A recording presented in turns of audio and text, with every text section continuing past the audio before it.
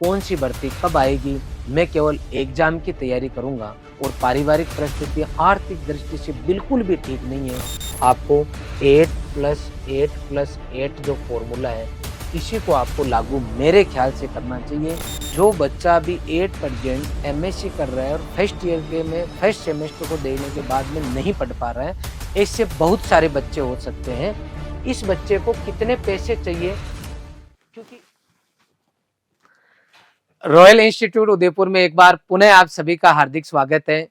FSO का result आ गया है और 2 गुणा के अंदर जो बच्चे सिलेक्ट हुए हैं उन सभी को मैं हार्दिक शुभकामनाएं देता हूं।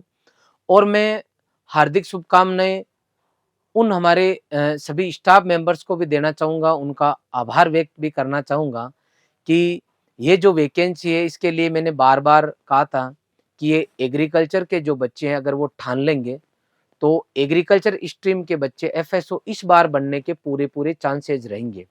और जिस तरीके से पूरी टीम ने मेहनत की थी और बच्चों ने मेहनत की थी, उसका ये नतीजा रहा है कि जो 2 गुणा में बच्चे जिन्होंने क्वालिफाइड किया है, उनमें मैक्सिमम बच्चे आपको रॉयल इंस्टीट्यूट के देखने को मिलेंगे। जब उनका फाइनल रिजल्ट आएगा तो एक-एक बच्चे की मैं पूरी डिटेल आपके सामने लेके आऊँगा कि ऐसे कितने बच्चे हैं जो रॉयल इंस्टीट्यूट के द्वारा, इनकी गाइडेंस के द्वारा, यहाँ के कोर्स के द्वारा बच्चे पढ़ के और अपने सपनों को साकार कर पाए। इसके अलावा ऐसे बहुत सारे बच्चे होंगे जिन्होंने एफएसओ की तैयारी की लेकिन उनका नंबर नहीं आया होगा, क्योंकि आप एग्रीकल्चर बीएससी कर चुके थे, उन्हीं बच्चों के लिए वैकेंसी थी। कुछ ऐसे बच्चे जो एग्रीकल्चर सुपरवाइजर के लिए लंबे टाइम से तैयारी कर रहे थे, 2018 का उन्होंने एग्जाम दिया, 21 का दिया और 23 का दिया, लेकिन उनकी जो तैयारी थी उसके अकॉर्डिंग उनका रिजल्ट नहीं आ पाया और उनको लगा या उन्होंने देखा कि 1 नंबर 2 नंबर से वो हर बार हर भर्ती में रह रहे हैं। मैं इस सिचुएशन को समझ सकता हूँ कि सब कुछ छोड़ के, और यदि आपने तैयारी की है और आपने अपना सब कुछ झोंक दिया था, कोई बच्चा 5 साल से लगा हुआ है, कोई 4 साल से, कोई 3 साल से, कोई 2 साल से, क्योंकि हमें सबको पता है कि नौकरी एक ऐसी चीज़ है जो आपकी परिस्थितियों को ठीक कर सकती है और उसके लिए जो कुछ आपको लगाना था, वो सब कुछ आपने दाँव पे लगा दिया था। फिर जब रिज़ल्ट नहीं आता, तो आदमी को कहीं न कहीं निराशा होती है, ये बात सही है, इसको अपन इग्नोर नहीं कर सकते। लेकिन केवल निराशा के भाव को रखते हुए कंटिन्यू हम हमारी ज़िंदगी को आगे नहीं बढ़ा सकते। इसलिए अभी वो समय है कि आप अब आगे क्या करो उसका आप डिसीजन लो। 2-3 तरीके के बच्चे यहाँ बन पा रहे थे, तो मैंने आप सबके लिए अलग-अलग सेपरेट वीडियोज़ डाल दिए थे कि जिस बच्चे ने 12वीं की है उसको क्या करना चाहिए, जिसने अगर ग्रेजुएशन कर ली तो उसको क्या करना चाहिए, अगर 8% बच्चा मान लो फाइनल ईयर में है या फिर जो है वो बच्चा 1 साल हो गया उसको पास आउट हुए, बीएससी की हुई है, उस बच्चे को क्या करना चाहिए। सबको अपने स्तर पे डिसीजन लेना है। मैं हर वीडियो में बार-बार बोलता हूँ कि सभी बच्चों की कभी भी सरकारी नौकरी नहीं लग सकती, ये बात सत्य है, इसको कोई नकार नहीं सकता।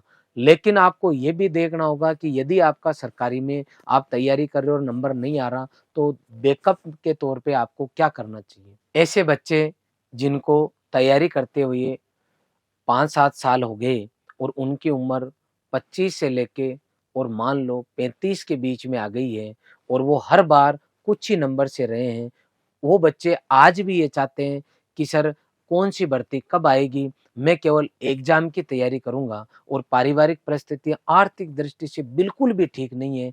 ऐसे बच्चों को मैं हाथ जोड़ के मेरे निवेदन है कि मैं आपको ये गाइड करूँगा कि आज से आपको ये प्रयास करना है कि आपको घर से पैसे नहीं लेने हैं। उसके लिए आपको क्या करना होगा? आपको 8+8+8 जो फ़ॉर्मूला है, इसी को आपको लागू मेरे ख़्याल से करना चाहिए, क्योंकि नौकरी लगना, नहीं लगना एक अलग बात है और ये तय है कि सभी बच्चों की नौकरी नहीं लग सकती। ये तभी पॉसिबल है जब जितने फॉर्म भरे उतनी वैकेंसी आई, जो कि कभी पॉसिबल नहीं होगी।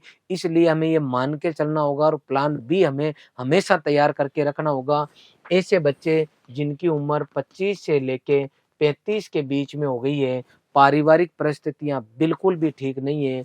और एग्रीकल्चर से यदि आप बीएससी कर चुके हो तो ऐसे जो बच्चे हैं उन बच्चों को मैं एक ही फॉर्मूला बताऊंगा, 8+8+8। 8 घंटे हम जॉब करेंगे, 8 घंटे हम जो है स्टडी करेंगे, जॉब करेंगे, इधर हम स्टडी करेंगे, और 8 घंटे हम जो है हमारी डेली रूटीन के जो काम है वो करेंगे। ये आपको काम करना ही चाहिए। अब हैं ऐसे बच्चे जिनकी एज तो ये हो रही है लेकिन फाइनेंशियली कोई दिक्कत नहीं है, वो बच्चे चाहे तो किसी एग्जाम को टारगेट करके उसकी तैयारी कर सकते हैं। आगे कौन-कौन से एग्जाम की पॉसिबिलिटीज है वो मैं आपको बता दूंगा। अब ये देखो, आप ये काम अगर करते हो 8+8+8 इस फॉर्मूले से तो आपका काम हो जाएगा। अब जिसने बीएससी एग्रीकल्चर से मान लो किसी बच्चे ने 2 साल से ज़्यादा वक्त उस बच्चे को अगर हो गया है तो वो बच्चा आगे जो है कंटिन्यू एग्जाम की जो आपके एग्जाम होने वाले उन्हीं की तैयारी करे, साथ में जॉब करे। जैसे आप डब्ल्यूओ की तैयारी कर सकते हो।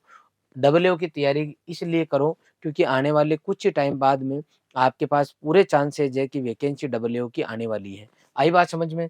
ऐसे बच्चे जो अभी हाल फिलहाल जो है फाइनल ईयर में हैं या फिर जिनको एक ही साल हुआ है डिग्री किए हुए, ऐसे जो बच्चे हैं वो आगे एमएससी की जो है प्रिपरेशन करें और साथ का साथ में वो बच्चे डब्ल्यूओ की तैयारी करें। मैं बार बार बता देता हूँ कि अगर आप प्री पीजी की बात करते हो और या फिर आप डब्ल्यूओ की बात करते हो तो इनका सिलेबस दोनों का लगभग सेम है।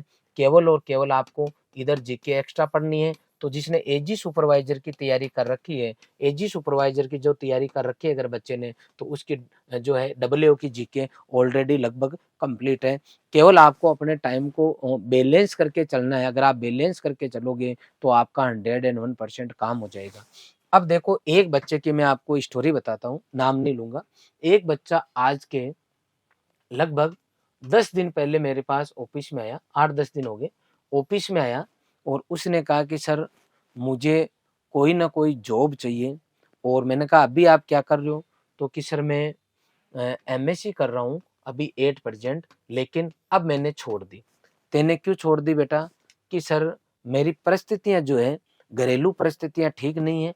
मैंने 1 सेमेस्टर दिया है और अब सेकंड सेमेस्टर से मैं कंटिन्यू नहीं कर पाऊँगा क्योंकि मेरी पारिवारिक परिस्थितियाँ ठीक नहीं हैं। और मैं आरसीए कॉलेज उदयपुर में ही पढ़ रहा हूँ, आरसीए उदयपुर में ही पढ़ रहा हूँ और मुझे जो है अब आगे केवल तैयारी करनी है या जॉब करना है, मैं आगे कंटिन्यू पढ़ाई नहीं करना चाहता। इस बच्चे को जो मैंने गाइड किया है वो मैं आपको बताना चाहता हूँ। मेरा इतना सा टारगेट है कि हम एग्रीकल्चर के स्टूडेंट हैं और हमारी परिस्थितियाँ ज़्यादा अच्छी नहीं हैं और हम लोग पढ़ाई छोड़ के नौकरी कोई छोटी-मोटी लग जाए तो हम उसको पकड़ना चाहते हैं। लेकिन एज़ ए टीचर मैं आपको गाइड करूँगा कि हमें वो कहीं पर भी हमें हड़बड़ाहट में कोई डिसीजन नहीं लेना चाहिए। हड़बड़ाहट में अगर आप डिसीजन लोगे तो पता चला कि चौबेजी छब्बेजी बनने चले और दुब्बेजी बन के रह गए।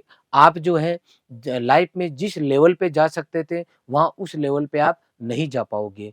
आप कर सकते हो लेकिन आप अपना खुद का नुकसान कर सकते हो। सब दिन एक जैसे नहीं होते।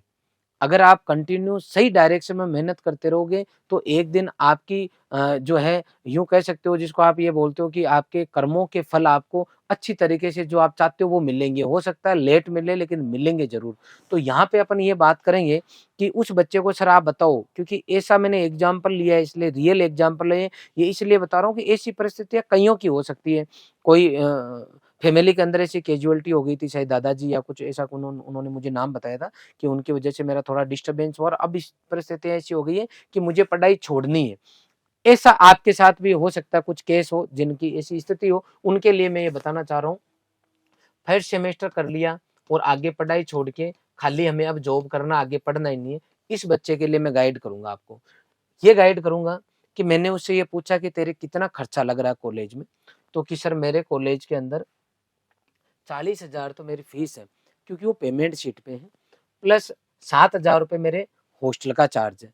तो ये 6 महीने का चार्ज है और 7,000 रुपये भी 6 महीने का चार्ज है। आई बात समझ में? इसके अलावा आप ये मान के चलो कि हर महीने 1000 रुपये जो है उसका खर्चा होगा। किस चीज का खर्चा होगा? कॉलेज में स्टेशनरी से रिगार्डिंग, कोई प्रोजेक्ट से रिगार्डिंग कुछ ना कुछ इधर उधर के खर्चे होते हैं, लेकिन वो दिखते नहीं है। तो 6 महीने अगर कंटिन्यू बच्चा कॉलेज का हर महीने का 1000 का हुआ, तो 6 महीने का कितना हो गया? 6000 का।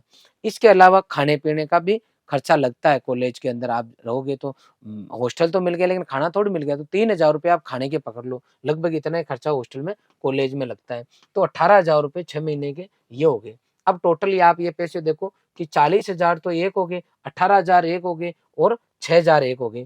टोटल पैसा देखो, आप इसको पकड़ो 7,000 और 18,000, तो ये कितने हो गए आपके? 7 और 18 25,000, और ये कितने हो गए? 40,000, और ये कितने हो गए? 6,000। अब आप देखो इसको, 1 6 और 1 7, ये लगभग आपके कितने रुपए हो रहे हैं? 71। राउंड फिगर में आप 75 पकड़ लो। ये बच्चा, जो बच्चा अभी 8% एमएससी कर रहा है और फर्स्ट ईयर के में फर्स्ट सेमेस्टर को देने के बाद में नहीं पढ़ पा रहा है, ऐसे बहुत सारे बच्चे हो सकते हैं। इस बच्चे को कितने पैसे चाहिए? क्योंकि एक सेमेस्टर दे दिया मतलब उसको 3 और देने, एक तरीके से। आई बात समझ में?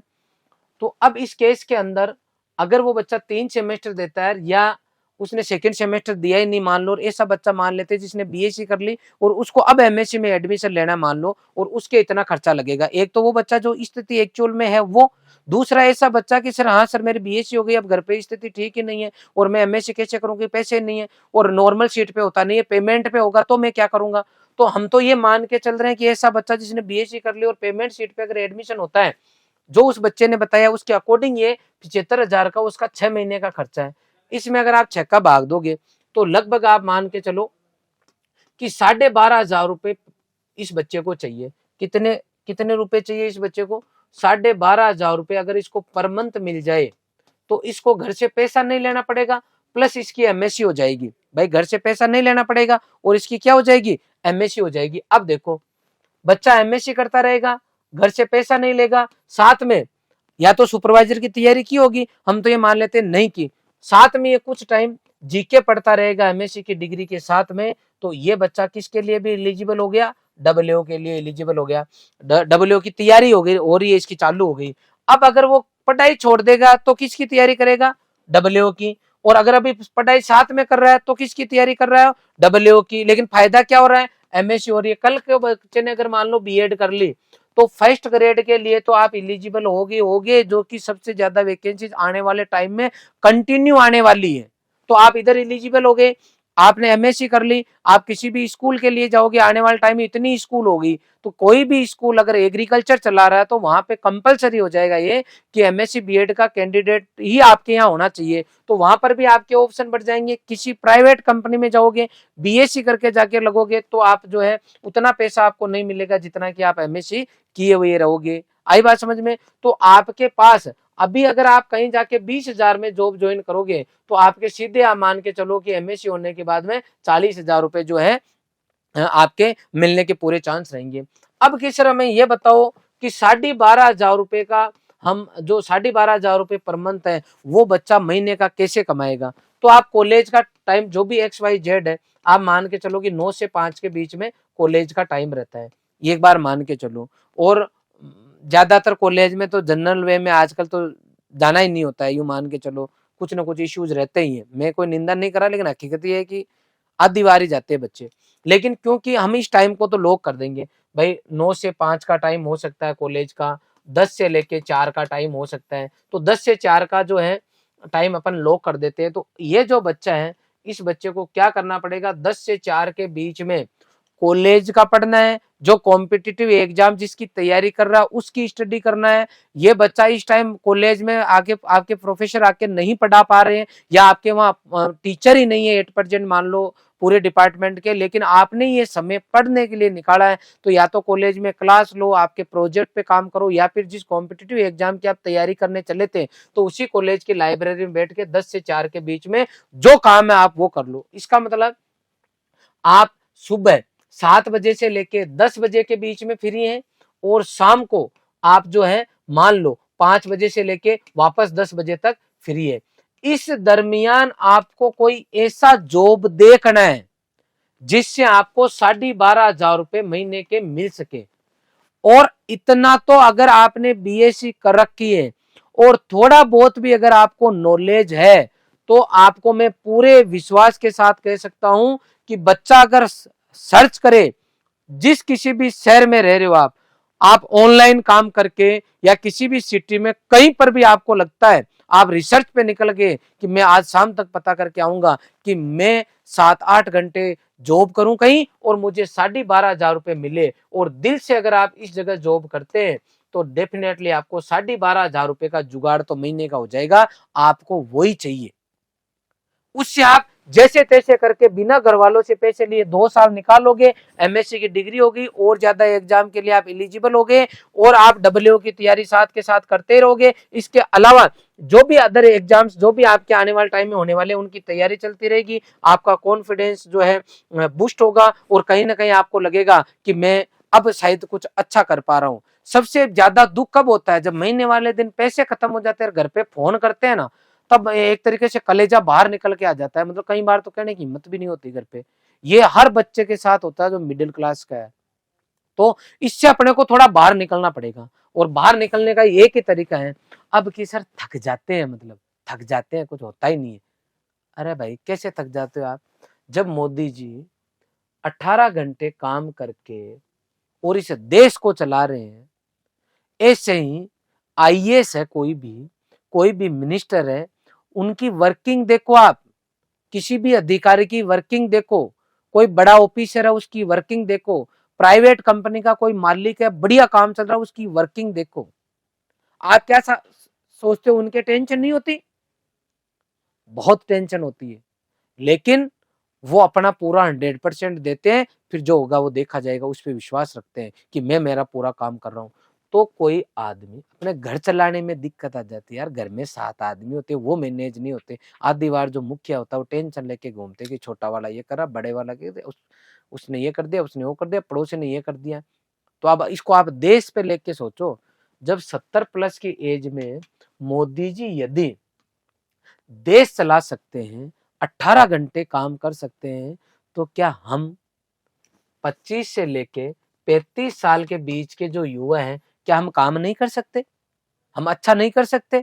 अरे सर शर्म आती है, काम थोड़ी करेंगे, दूसरे क्या सोचेंगे? तो दूसरे आपको पैसे दे रहे हैं क्या कि नहीं दे रहे? जब अपने मम्मी पापा सब वहाँ खेत में काम कर रहे हैं, एक्स वाई जेड जहाँ कहीं पर भी वो मजदूरी करके अपने को पढ़ा रहे हैं, और वो किस लिए पढ़ाए हमें? कि हम कुछ बेटर कर ले। बाकी उनको पता है कि खाली नॉर्मल काम करने से तो घर ऊपर नहीं आएगा, नहीं तो आपको पढ़ाते नहीं, आपको बिजनेस में डाल देते। इसका मतलब है उनकी इच्छा है। लेकिन हमें, क्योंकि हम पढ़ लिख के मार्केट का कंपटीशन देख चुके हैं, इसलिए हमें जो है हिम्मत नहीं हारनी है, हथियार नहीं डालने हैं, बिल्कुल वापस आपको खड़े होना है और अपना पूरा प्रयास करना है। और साथ का साथ खाली खाली भाषण सुनने से भी कॉन्फिडेंस नहीं आता है। जब आपके पास पेट में अगर कुछ भी नहीं होता ना, शरीर काम नहीं करता, ऐसे जेब में होना चाहिए। तो अब वो स्थिति है कि आपकी जेब में कुछ भी अर्निंग आएगी तो आपका कॉन्फिडेंस जो है वो कहीं ना कहीं बूस्ट होगा, आपको एनर्जी मिलेगी और आप प्रयास करोगे और अंततः आप किसी न किसी एक जो एग्जाम में इसमें सफल होगे। एग्जाम में अगर सफल नहीं हुए और आप काम करना चालू कर दोगे और उधर आपका अगर मन लग गया तो हो सकता है आप इन फ्यूचर बड़ा जो है कंपनी में बड़े अधिकारी बन जाओ। हो सकता है कंपनी के अंदर जहां कहीं पर भी आप काम करो, कल कोई किसी कंपनी के आप मालिक बन जाओ, क्योंकि ये पूरा खेल ही मन का है। मेहनती तो आप हो ही होगे भाई। आपको दुख इस चीज का है कि आपको मेहनत का फल नहीं मिल रहा, इसका मतलब आप मेहनती तो हो ही होग, तो उसका आपको डेफिनेटली क्या मिलेगा? आउटपुट मिलेगा। अब कंटिन्यू जो है बच्चों की ये डिमांड थी कि सर आप डब्ल्यू का नया बैच चालू करो, क्योंकि जिन परिस्थितियों में मैं बता रहा हूँ, कोई बच्चा एफएसओ में रह गया या फिर वो एमएससी कर रहा भी एट प्रेजेंट, ऐसे बच्चे जिनको डब्ल्यू की तैयारी करनी थी, तो उन बच्चों के लिए हमने 2 बैच हमारे लॉन्च कर रखे हैं अभी। एक हिंदी मीडियम का प्रॉपर बैच है जो हमारा काफ़ी टाइम से चल रहा है। इसके अलावा इंग्लिश मीडियम का हमारा बैच है वो भी चल रहा है, वो प्री पीजी के साथ में चल रहा है। प्री पीजी का जो कोर्स है वही कोर्स, इसमें कुछ अलग टॉपिक वो अलग से पढ़ाते हैं। तो प्री पीजी का कोर्स आपको पढ़ाया जा रहा है, उसके साथ में हमने इंग्लिश मीडियम में और उसके साथ में हमने जो आपकी जीके है इसकी क्लासेस लगा के एक बैच हम ऑलरेडी चला रहे हैं कंटिन्यू। ठीक है। दूसरा हमने एक हिंदी मीडियम का बैच चला रखा है, लेकिन कृषि पर्यवेक्षक का एग्जाम होने के बाद में बच्चों की कंटिन्यू ये डिमांड है कि सर डब्ल्यू का नया बैच चालू करो, वो भी हिंदी मीडियम का।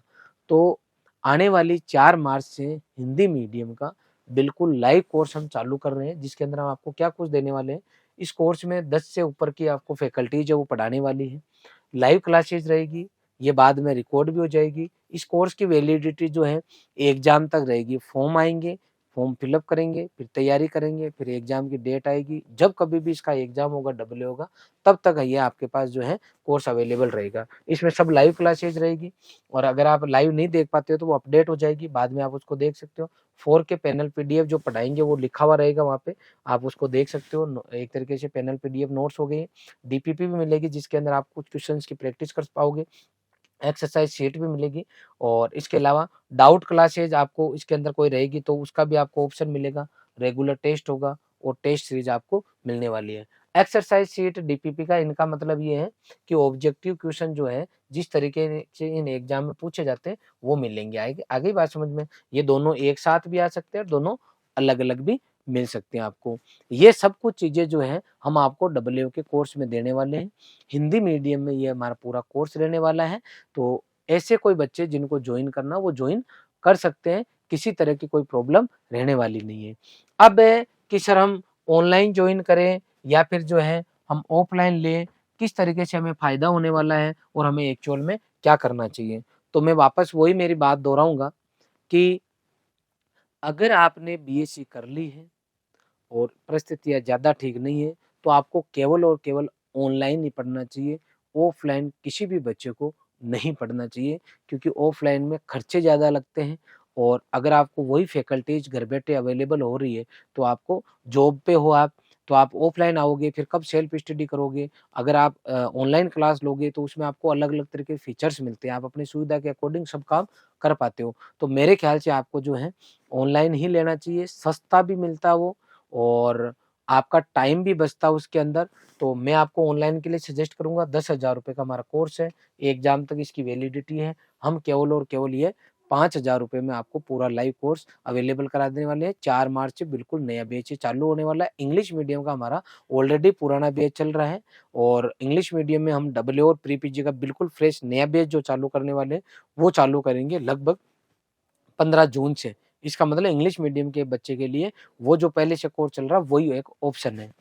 अब है कि सर हम ऑफलाइन आना चाहते हैं, तो ऑफलाइन में हमारे खुद के खर्चे बढ़ जाते हैं, और डब्ल्यू के अंदर आपको पता है लगभग 12 से लेके 15 टोटल जो है सब्जेक्ट हो जाएंगे टोटल। तो ऑलरेडी जो है इसमें अच्छा खासा खर्चा इंस्टीट्यूट के आता है, अगर बेस्ट फैकल्टीज से पढ़ा हो तो। बाकी खाली काम ही निकालना हो तब तो कोई ज़्यादा जरूरत नहीं है। तो हम लोग जो है 20,000 रुपये हमने जो है ऑफलाइन फीस रखी है अभी। 25,000 की जगह कितने रखी है, 20,000 रुपये। ठीक है, 20,000 रुपये में हम आपको अपना पूरा कोर्स कराएंगे। इस कोर्स के साथ में हम आपको हमारा ऑनलाइन कोर्स बिल्कुल फ्री देंगे। तो आपने मान लो 4 महीने ऑफलाइन पढ़ लिया, फिर जो है आप घर जाओगे, ऑनलाइन पढ़ लोगे, फिर वापस आओगे, तो जो आपको ठीक लगे वो कर सकते हो। ऑफलाइन के साथ में ऑनलाइन कोर्स बिल्कुल फ्री है। ठीक है, तो मैंने ये पूरे कोर्स की बात बता दी है। पुनः रिपीट कर रहा हूँ कि ये बात सही है कि किसी भी परीक्षा में फेल होने पर दुख होता है, लेकिन उस दुख को लगातार लंबे टाइम तक साथ लेके चलना किसी भी चीज़ का कोई सॉल्यूशन नहीं है। जो होता है अच्छे के लिए होता है। अब मैं मेरा और प्रयास करूँगा, कुछ मेरी डायरेक्शन चेंज करूँगा, जिससे मेरे सोर्स ऑफ इनकम चालू हो, और बी पॉजिटिव होके वापस आपको जो पुरानी आपकी मेहनत थी उसको और ज़्यादा बढ़ाते हुए अपने लक्ष्य पे नज़र रखते हुए प्रयास करना चाहिए। किसी भी बच्चे को निराश नहीं होना है, ना दुखी होना है। कंटिन्यू बी पॉजिटिव रह के काम करें। ध्यान रहे आपके पेरेंट्स के लिए आपकी नौकरी से ज़्यादा इम्पोर्टेंट आप खुद हैं। इसलिए आप सोचना कि ये पूरा परिवार आपके ऊपर किस तरीके से टिका हुआ है, तो आप किस तरीके से इन विषम परिस्थितियों से निकल के अपने आप को जो है तैयार करोगे। और अगर आपका अगर संघर्ष का टाइम है अभी, तो आप ये मान के चलो स्टोरी और ज़्यादा बढ़िया बनने वाली है। और इन फ्यूचर जब कभी भी आप सफलता की सीढ़ी पे चढ़ चुके होंगे, तो आपको आपकी मतलब जब प्रोग्रेस होगी तो वो स्क्वायर में होगी। स्क्वायर में आप ग्रो करोगे। एक बार बस आप एक सीढ़ी पे चढ़ जाएँ। और मैं तो सफलता इसी चीज़ को मानूँगा कि अगर आप आलतू-फालतू पूरे काम छोड़ के अपने डेडिकेशन के साथ में लगे हुए और ईमानदारी से मेहनत कर रहे हो, आपकी सिटिंग कैपेसिटी है, मेहनत करने की कैपेसिटी अगर आपने अपने आप में तैयारियां कर करके डेवलप कर ली, तो वैसे ही आपको कोई फेल करने वाला है नहीं। पुनः आपने पूरा वीडियो देखा, इसके लिए आपका बहुत बहुत आभार। Thank you very much.